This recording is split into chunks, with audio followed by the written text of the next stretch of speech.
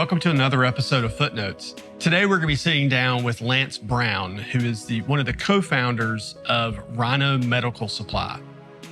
And this is a great story of sort of necessity being the mother of invention meets one of the greatest business opportunities of all time in the midst of one of the worst periods of all time during COVID here. Lance and his team formed a business out of a bunch of different parts and a bunch of different people that all sort of came together in the right place at the right time. I think you'll learn a lot in this episode because I know I did. Stay tuned. Well, today we're sitting down with Lance Brown, who's the co-founder of Rhino Medical Supply here in Columbia. Lance, thanks for sitting down with us and giving us some of your time. As we've gotten to know each other and you told me the story of Rhino and not only how you got started, but when you got started and then what that was like in terms of just this super growth curve that you guys have been on. I thought, this is definitely a story that people need to hear. And not even necessarily because you grew so quickly. I mean, that's a great story, but also just what it's like to be in the midst of growth like that. But maybe before we get to that, why don't you just take us to the beginning of Rhino, maybe what you were doing and where the idea came from and just how you got this thing off the ground. Got it. Well, first of all, thank you for having me. Sure. This is awesome. And Rhino is a very unique story, and thank you for allowing me to share it. I feel like still to this day, we're drinking from a water hose. You always hear the whole cliche, building the plane as you fly it. That's kind of where we are. But there's been a lot of clarity and a lot of purpose in the middle of it that's kind of helping us there, towards our vision. So Rhino, 2013, I started my first business. It was a hookah spot. And I worked full time for Wells Fargo. So I always say I was like a play entrepreneur. Didn't really have the fear or threat of if it didn't work out, we were still good because I had a full time job at Wells Fargo. So, but I thought I knew a lot about business. And then in December 1st, 2017, we left Wells Fargo. It was me and 3 other partners to start our own business, Swipe Fast. And my role at Wells Fargo, I was over the Southeast for merchant services. So anytime you think about electronic forms of payment, a business, 2022, you almost have to take a credit card or a debit card. So that's what I did. I had Western North Carolina at one point, South Carolina, Tennessee, Alabama, and I always say Mississippi. Literally, Wells Fargo had one branch in the state of Mississippi, so it allowed me to claim the whole state. Sure, yeah. So I was real proud of that. And so we left Wells Fargo to do what we were doing for the bank for ourselves. And that was like my first really like punch in the face. Like, all right, now I'm an entrepreneur. Like all of the things that you had at your disposal at Wells Fargo, you have to create, whether it be a report, business cards, template, like all of that. Sure. You kind of get lost when you work for a corporation and it's just there. So fast forward to 2019, we were growing at Swipe and we needed a rep in the upstate. So I was stalking people on LinkedIn.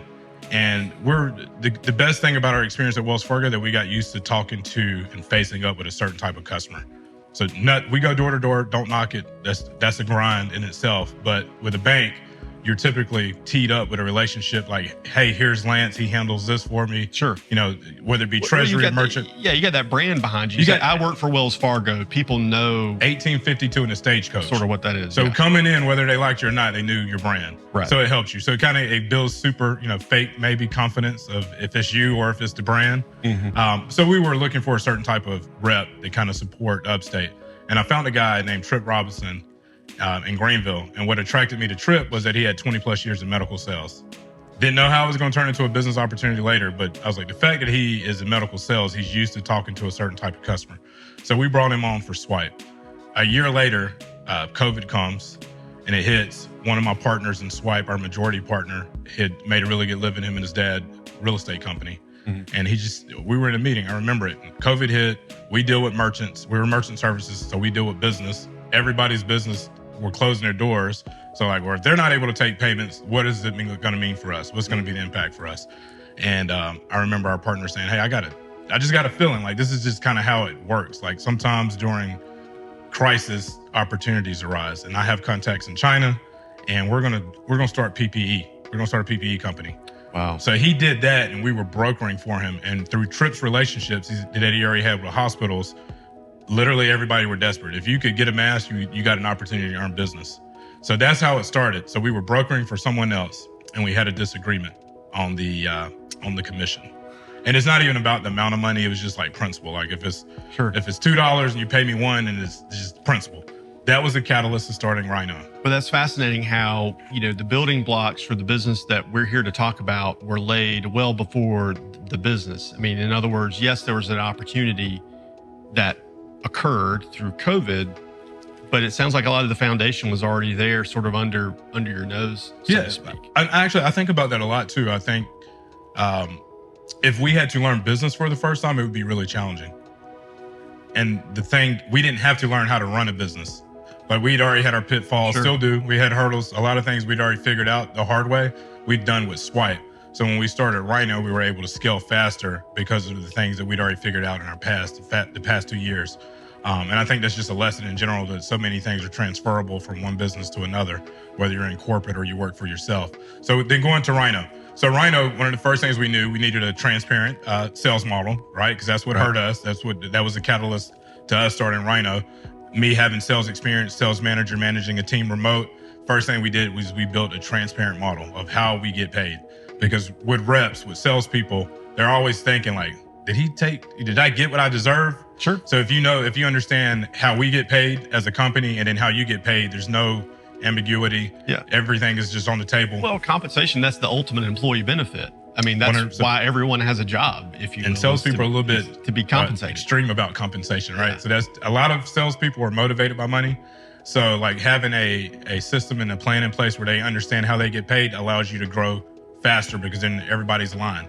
So that's kind of what we did. So we brought on a guy. It was 4 of us, 4 partners when we first started. We brought on a guy in Ohio, and his business for the last 13 years, he had just got laid off.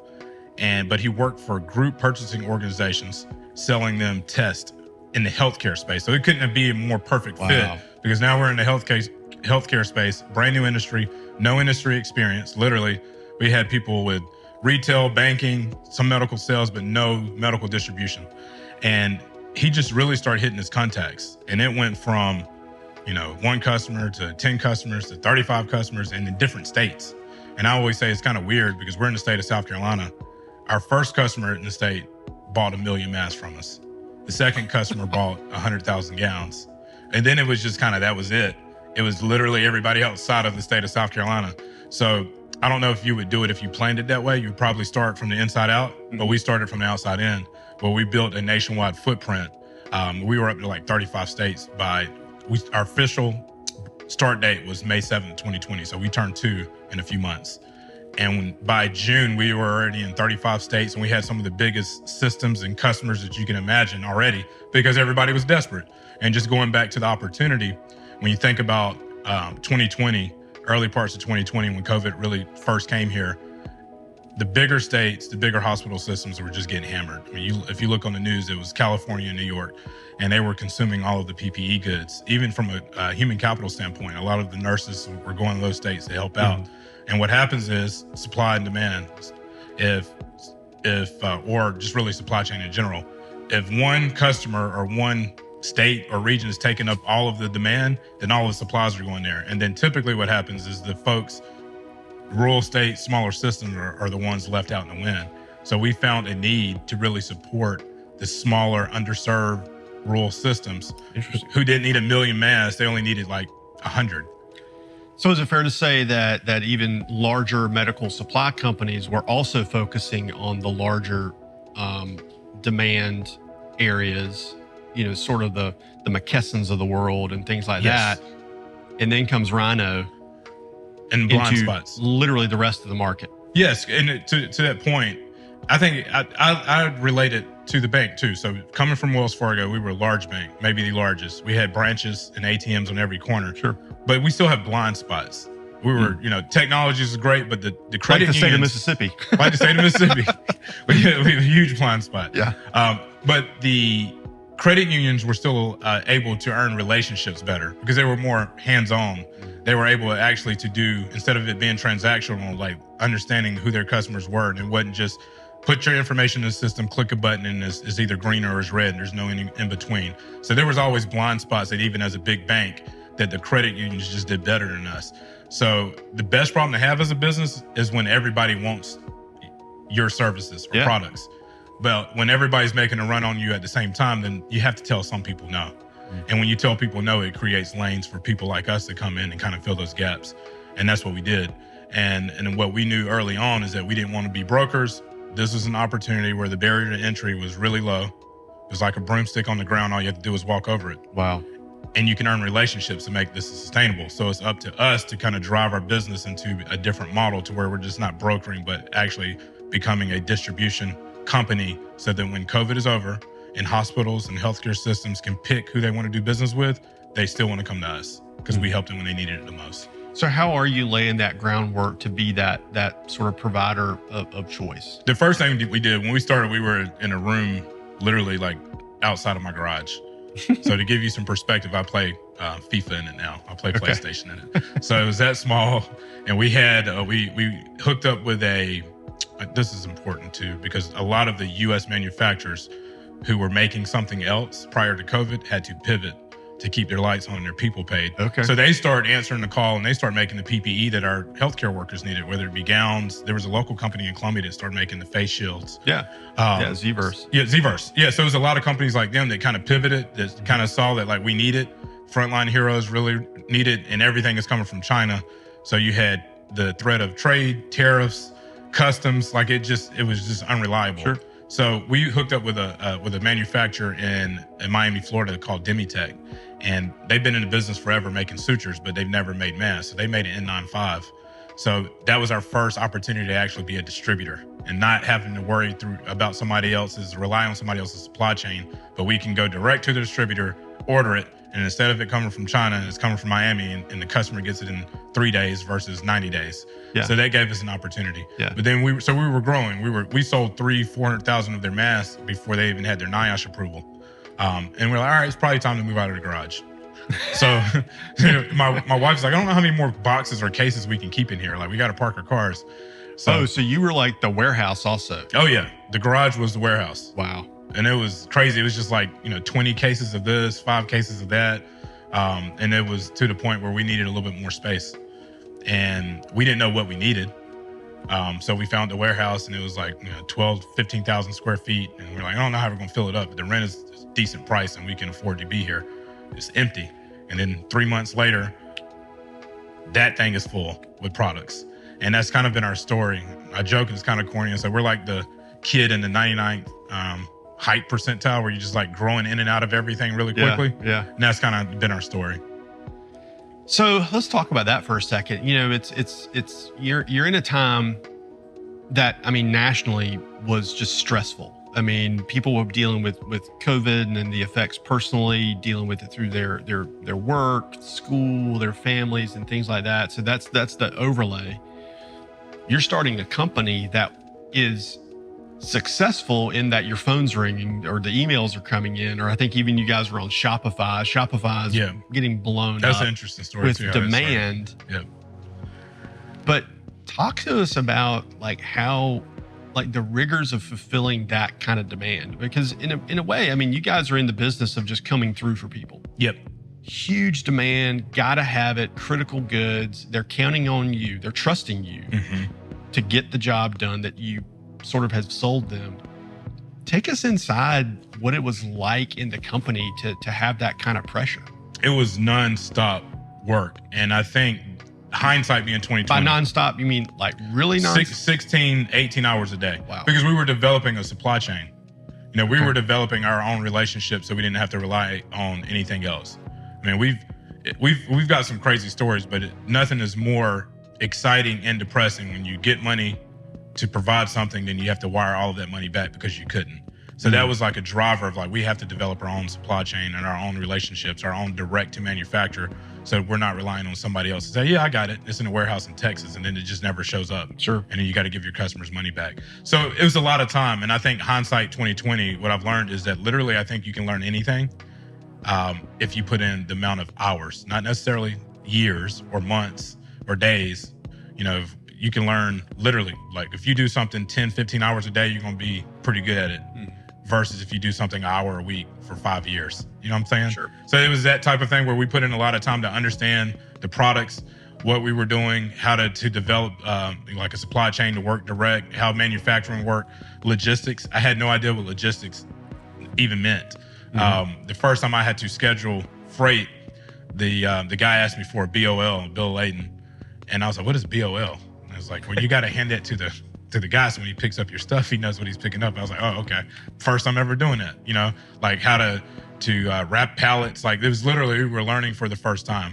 And when you learn in a crisis or a global pandemic, it makes it really hard. And we talked to some of our peers that have been doing it for 20 years. It's like, well, we had to learn a lot of things for the first time too, because we were just reliant on being able to go to these same people for everything, that we never really diversified anything. So a lot of their learning were for the first time. So we were on even playing field in some regards. We just had to put in a lot more work to kind of get caught up.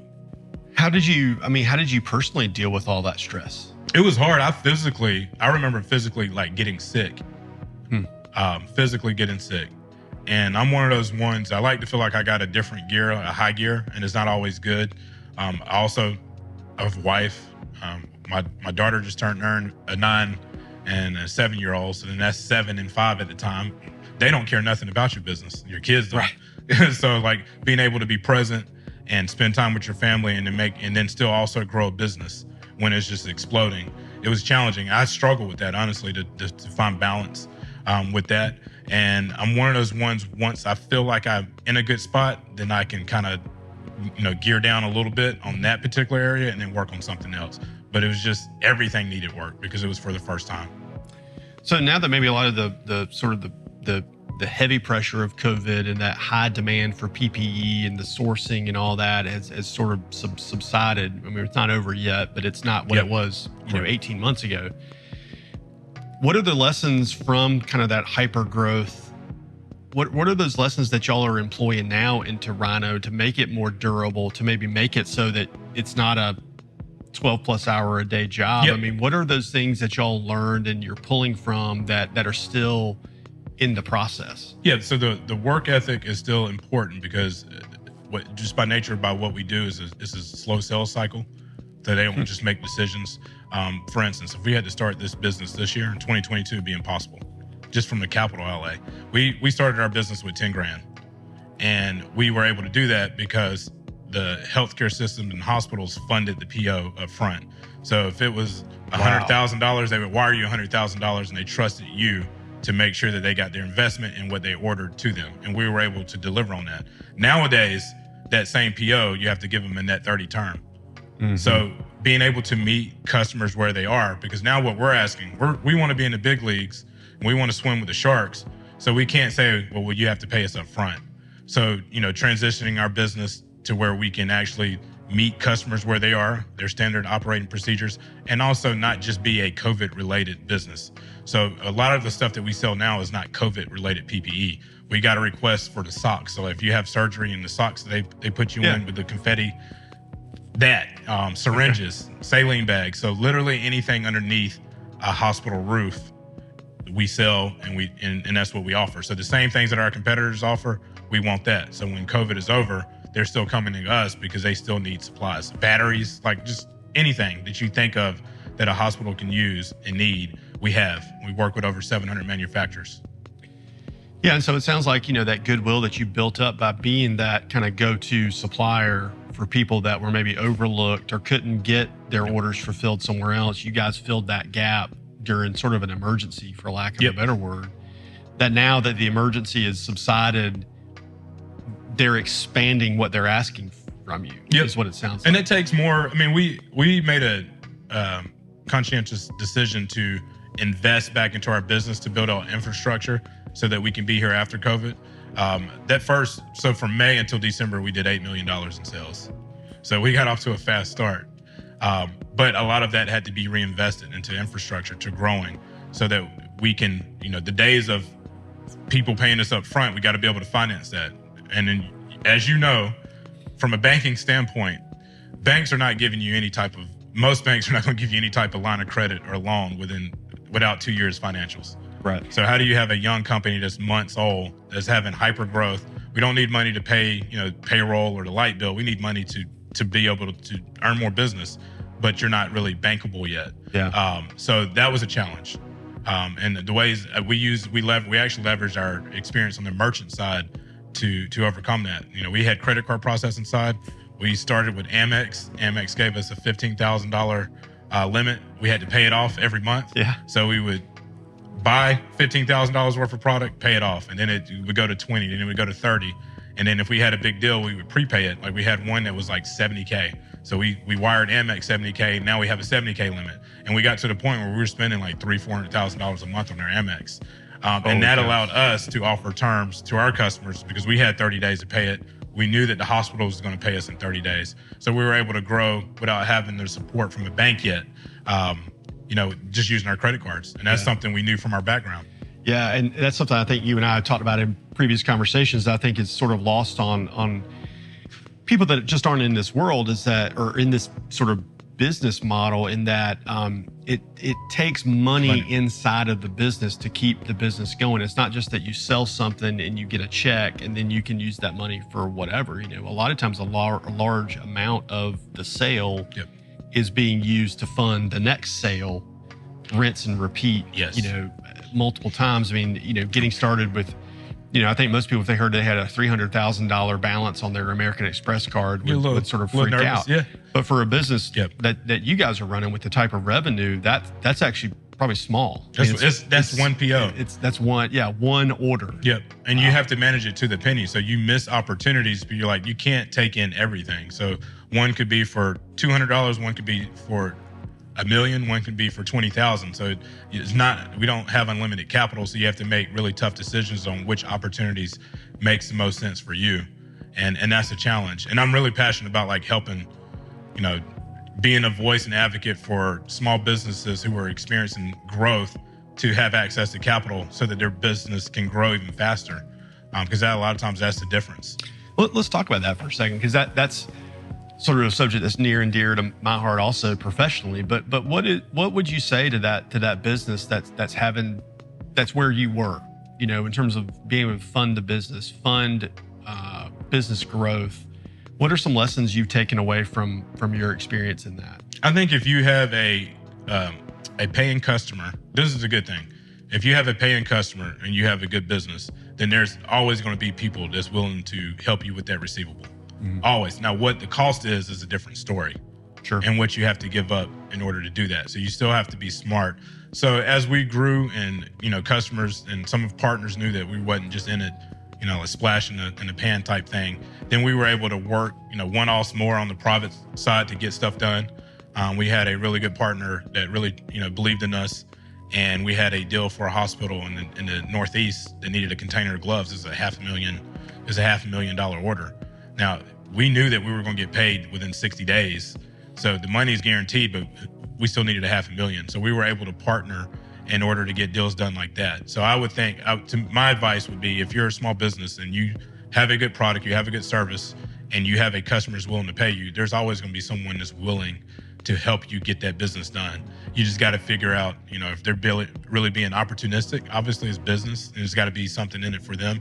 But genuinely, a lot of folks just want to help, and they see the potential in your business. They see the potential in you, and they like your story, and they're willing to help and put something on the line. Maybe this might be a good way to end it, but something I've noticed about you, Lance, and again, you and I don't know each other that well, but we've had a lot of good conversations just about your experience and what you're doing. But you strike me as a pretty upbeat and positive person, and I know that's probably not like that all the time. But what role does positivity and just kind of that upbeat attitude, what role does that play in your business, and where does that come from? Yeah, so that's interesting that you kind of pointed that out. That's who I am. And it's not always good. It's not always good. I think sometimes you have to be grounded. I'm the type of person that thinks like literally I can jump up and try to hang on the moon. And it's good. You also need people in your camp that's like, all right, if you want to jump, then like I'm gonna help you spring up, but let's just make sure that the temperature is right and all the elements are perfect for you to make that jump. Right. So, and sometimes it's not good for you to go ahead and do crazy stuff. So I'm one of those ones who's just always high energy. I feel like I get energy from meeting with people. I learned in high school I wanted to be an engineer. I thought I wanted to be an engineer, and I shadowed one for a day. And after that day, I was like, I don't want to be an engineer. because he's in the office and he's just working with machines. Like I get energy from talking to people. So that's just how I am. For my parents, the glass is always half full. I took jujitsu. I got a blue belt in jujitsu before my daughter was born. And one of the things I liked about it, like everything that you can get into, you can get out of. But you may have a split second before you're tapping out and choking. So that's the thing. Sure. So like literally if somebody gets you into something, you have an opportunity to get out of it. So even if it's like adversity or something that's tough, like I'm always thinking like, all right, we're here now. So how are we going to get out of it? And I'm a forward thinker, future thinking. Sometimes it's better to be more in the moment and more present. My mind is always like looking forward. So having like a team that kind of keeps everybody balanced. And I think that's what we have. We have everybody that's aligned in our vision and our goal, but we also have like different roles. You know, we have people that's going to tell you no. You have people like, all right, if we're going to do it, we need to like measure first versus just like cut. So yeah, so that's just who I am. That's my personality. I just love being around people. I get energy from it. Well, Lance, thanks for sitting down and talking to us about this story. I know that you're just in the early chapters of this, and it's going to be just fun to see where you guys take it, even just how you started the business and just kind of some of the lessons that I've taken out of it about teams, about network, about knowing people, and also I think having, I would say even the wisdom to know how to put people together. You know, like what skills do we need? Who knows who that can help us get something done? That is everything. Yeah. And it's just really neat to see how you know you're a living sort of testament of how that can really work in some times when there really wasn't a lot of things that were working. Yeah, and I'm humbled by that, and I appreciate that. And that's my big last takeaway is literally how you treat people matters so much. And it could be a relationship that you fostered 20 years ago that 20 years later can turn into an opportunity. So like that's the biggest takeaway is like treating people with like respect and decency, even if you don't agree. Like, so just how you foster relationships is really important. Yeah. Well, thank you for that. And thanks again for your time. Thank you for creating a great business that's helping a lot of people. Thank you so much. Appreciate the opportunity.